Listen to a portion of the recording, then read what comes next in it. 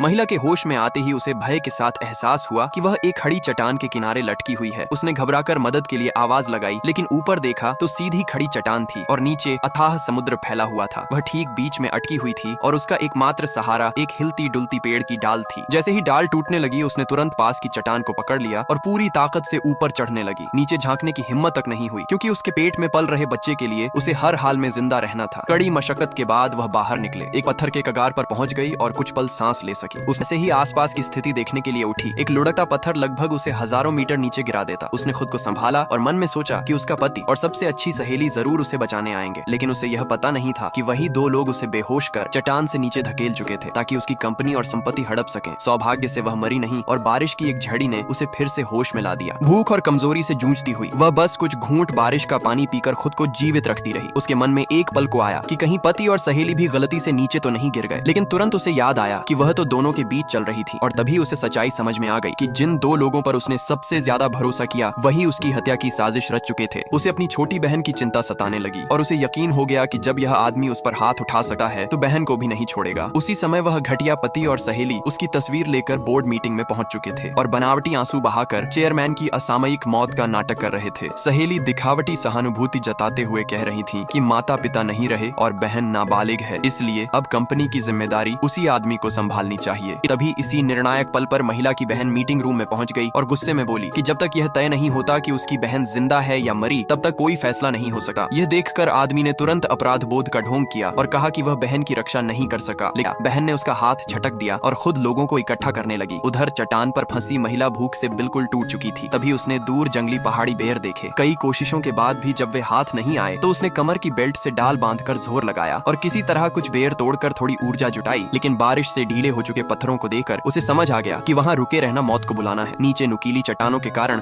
वह केवल ऊपर ही बढ़ सकती थी। उसने लटकती बेल पकड़ी और धीरे धीरे ऊपर खिसकने लगी। हाथ छिलकर खून मांस हो गए और ताकत जवाब देने लगी। इसी बीच पेट में तेज दर्द उठा, जिसे वह दांत भींचकर सहती रही।